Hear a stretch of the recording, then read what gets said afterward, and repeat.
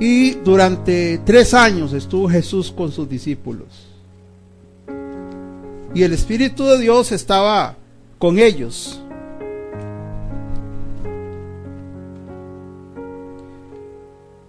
Sin embargo, una de las últimas cosas que, así que estaban preparados, y ya cuando Jesús muere en la cruz del Calvario y resucita y está con ellos un gran tiempo, hay un tiempo ahí determinado.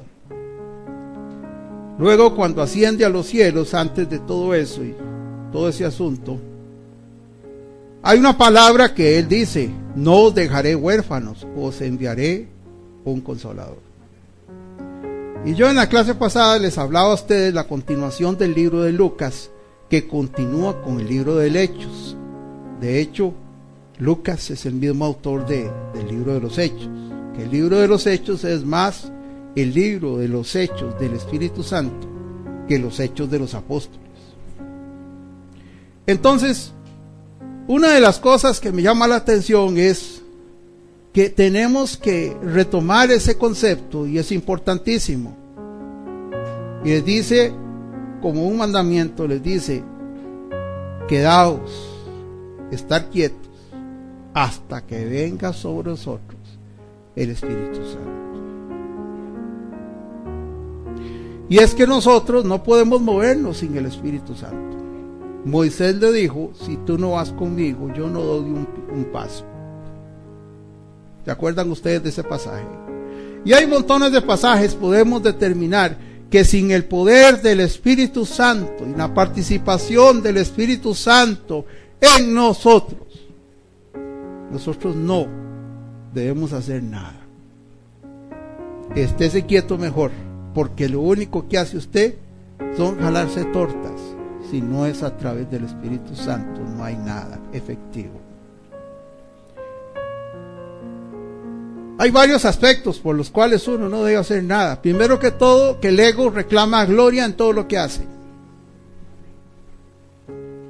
El enemigo más grande que tenemos nosotros no es Satanás, es nosotros mismos.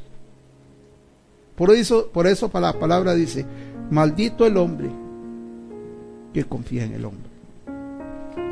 Es dejar que el Espíritu de Dios sea el que haga en nuestras vidas. Había un hombre, un creyente, un siervo de Dios en los Estados Unidos, y estaba muy contento y todo, y él servía mucho, y él tuvo la inquietud de ir a África y hacer un instituto para que muchos siervos de Dios fuesen formados ahí, y ahí pues la palabra fuese esparcida en ese continente. Nos cuenta él que él estuvo un tiempo en el instituto y todo, y mucha gente se graduó y todo, pero estando en los Estados Unidos oyó la noticia de que su instituto se había quemado y la gente había sido esparcida por todo lado allá en África. Entonces él se encerró a orar muy deprimido, y a orar y pedirle al Señor que qué es lo que había sucedido. Y el Señor le habló y le dice: ¿cuándo yo te dije que fueras a hacer un instituto allá a África? Yo nunca te dije, fuiste vos el que lo dijiste, yo no. Es obra tuya, no mía. Cualquiera de nosotros podía pensar que por ser una obra tan linda y buena, es de interés divino. Y no es así. Dios nos interesa en bautizar lo que nosotros ya arrancamos.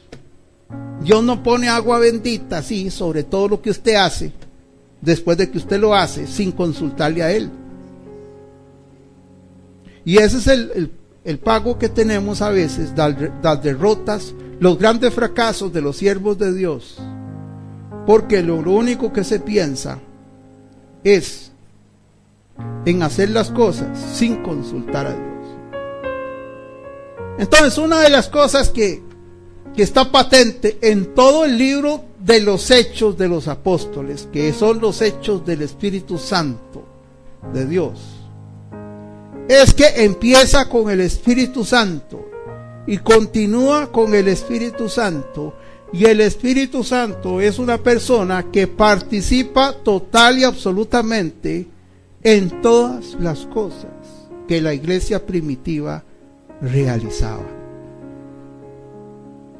Y ustedes van a escuchar, si ustedes leen detenidamente el libro de los Hechos, que es un libro apasionante, un libro que dan ganas de leerlo, un libro que usted lo cierra y tiene ganas de volverlo a abrir y seguir y seguir y seguir, porque es el Espíritu de Dios hablando de cómo se conducía la iglesia primitiva.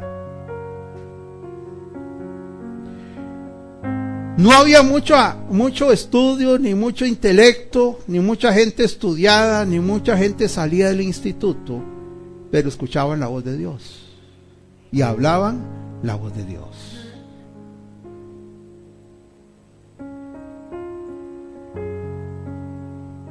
Y entonces yo me pongo a pensar, y yo agarré este libro. Este es el libro de los Hechos, en una versión muy bonita.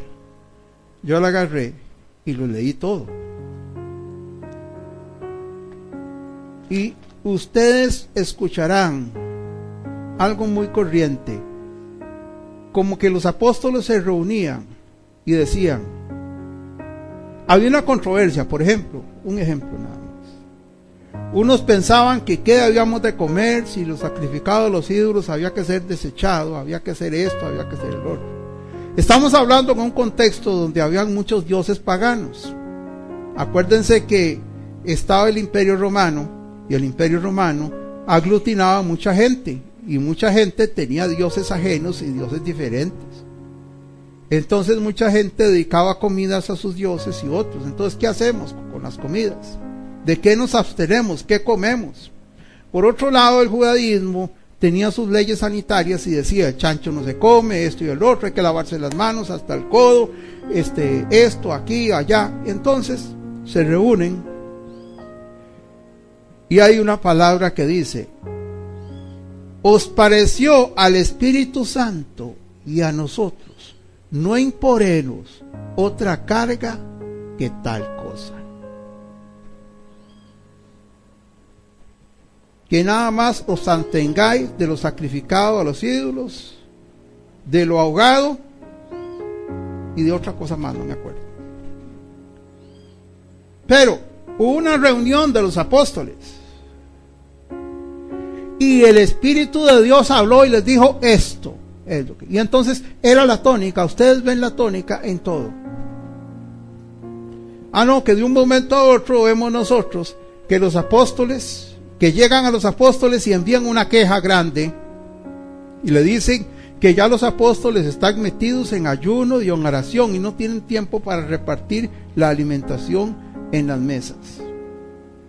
Entonces dice, los apóstoles se reúnen y dicen, nos parece injusto que nosotros, que busquemos la presencia de Dios y que tenemos un liderazgo aquí, estamos ocupados repartiendo comida y arroz y frijoles y gallo pinto en las mañanas. Entonces se reúnen y dice, pareció bien, y sugiere uno de los apóstoles, dice, no, oren y que sea el Espíritu de Dios que escoja 5 varones, creo que 5 eran, o no sé, 5 varones, 7 varones llenos del poder del Espíritu Santo, para que sean estos los que repartan en las mesas. El Espíritu de Dios dijo, yo reparto aquí, y uno de los cuales fue Esteban.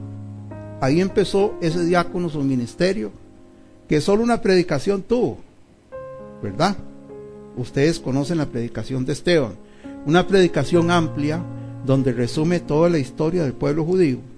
Al final de la predicación, el Espíritu de Dios los trata bien fuerte a los que estaban oyendo, arremeten contra él y él muere ahí apedreado.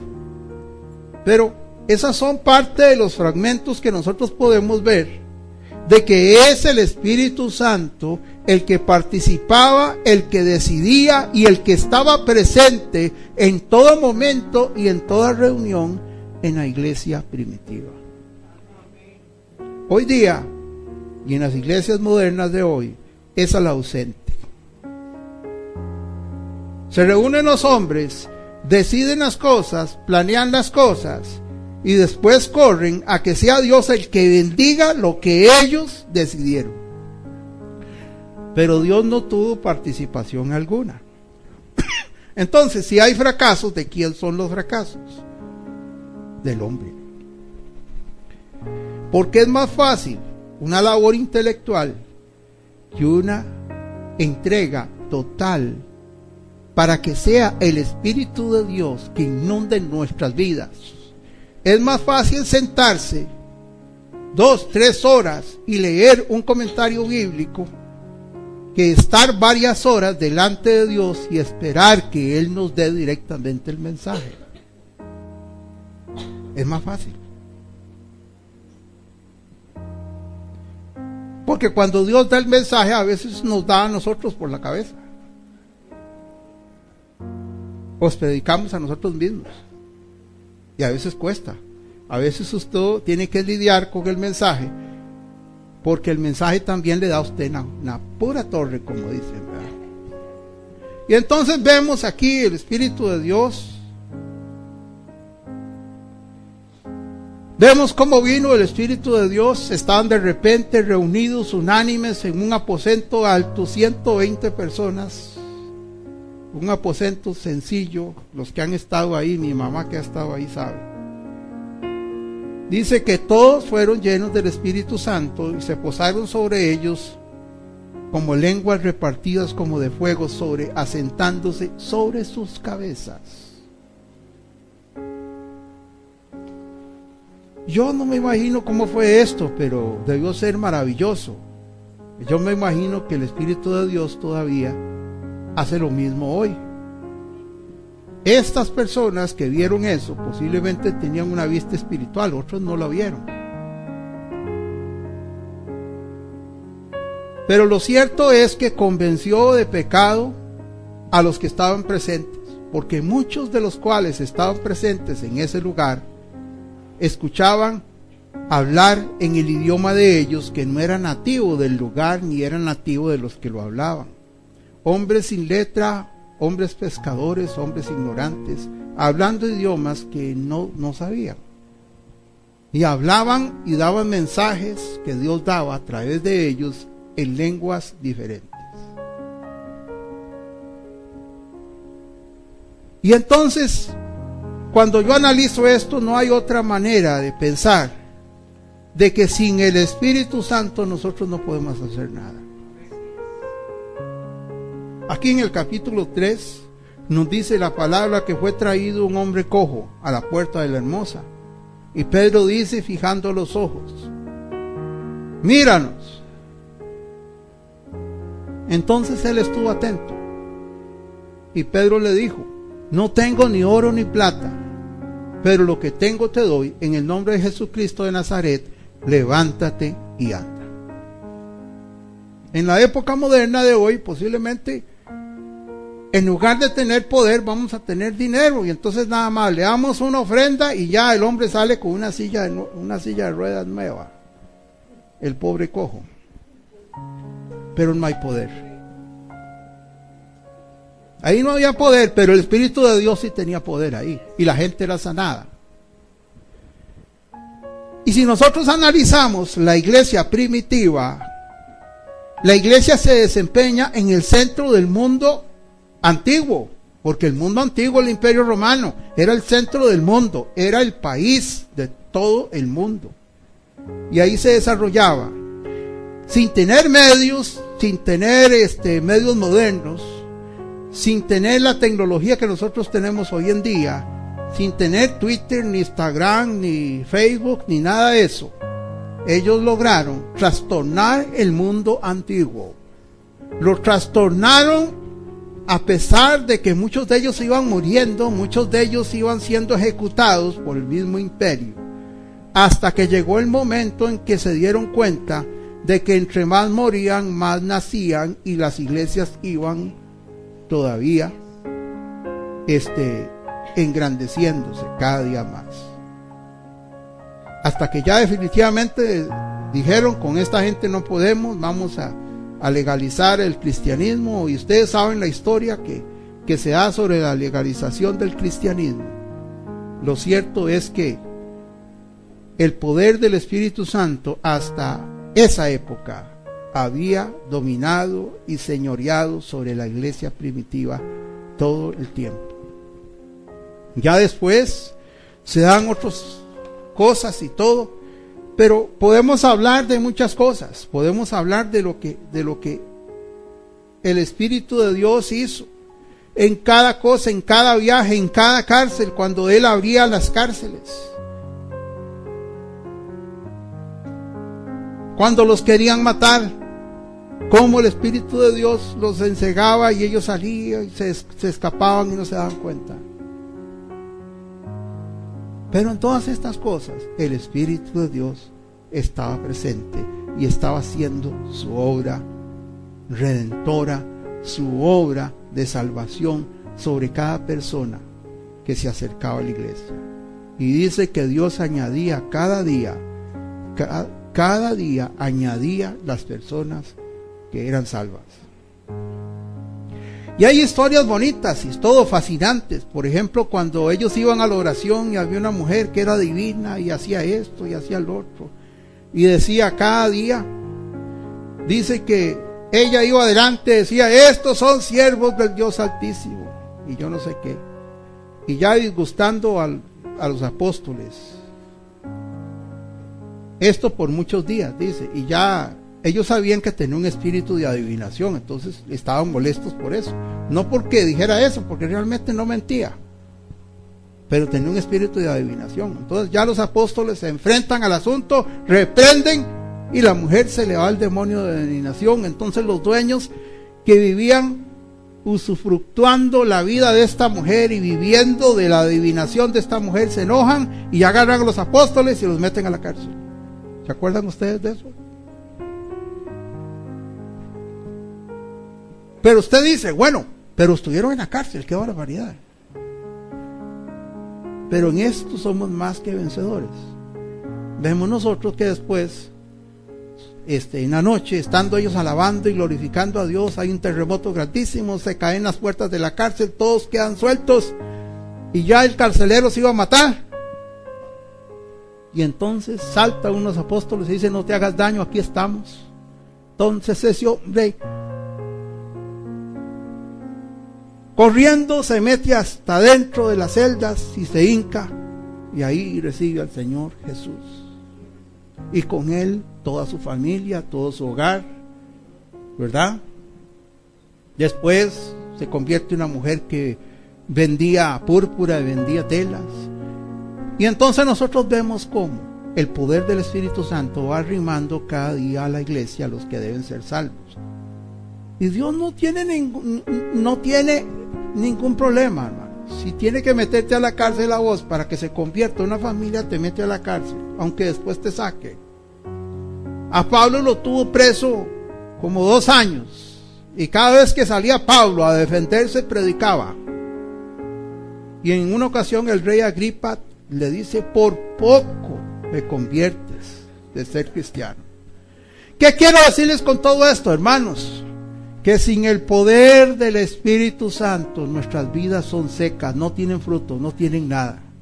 Nosotros actuamos en lo temporal, Dios actúa en lo eterno.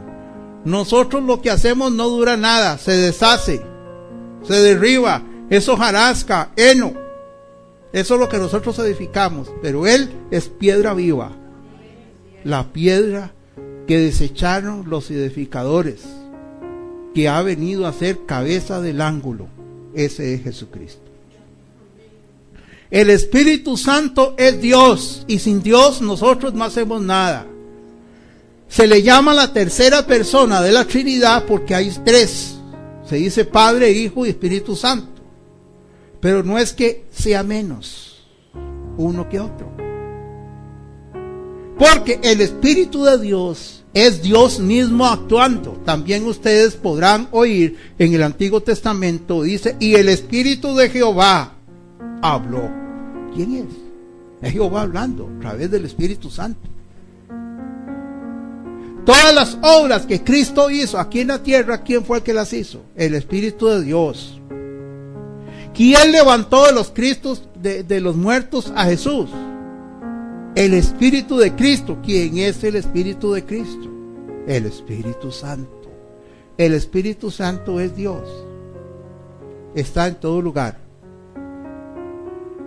Y en todo momento y al mismo tiempo Él puede hacer la obra preciosa. Una de las cosas que nosotros tuvimos, por eso Dios dice, os conviene que yo me vaya, porque Él estaba en dos pies y costaba mucho estar en todas partes al mismo tiempo. A pesar de que el Espíritu de Dios podía hacer estando a la par de Él, tenía que respetar el ministerio de Jesús y solo eso hacía. Pero cuando Él se va, Él envía el Consolador, pero ya Él no va a estar en dos pies aquí en la tierra, sino que va a estar en todo lugar y al mismo tiempo. Ya no va a estar en un tabernáculo ni en un templo, sino que estará en todo momento y en todo lugar, cuando aquel que cree en Él le invoque. Entonces, el Espíritu de Dios es Dios mismo. Hermanos, Dios creó todas las cosas a través del Espíritu Santo. Cuando estaba la creación, dice que estaba todo desordenado y vacío, y el Espíritu de Dios se movía sobre la faz de las aguas. Todo, los planetas, todo lo que nosotros vemos. Ahí habla de la serpiente tortosa y nos habla de una galaxia que Dios creó. Es el Espíritu de Dios que la creó. Hermanos, no es el Big Bang, no, hermanos, eso es obra de los ateos. Pero cuando usted habla con un ateo, si usted cree en el Big Bang, sabe que ¿quién encendió la mecha del Big Bang? ¿Ah? Es Dios. El Espíritu Santo es Dios. Algunos lo ven como una palomita ahí que llega inofensiva. No, el Espíritu de Dios es fuerte.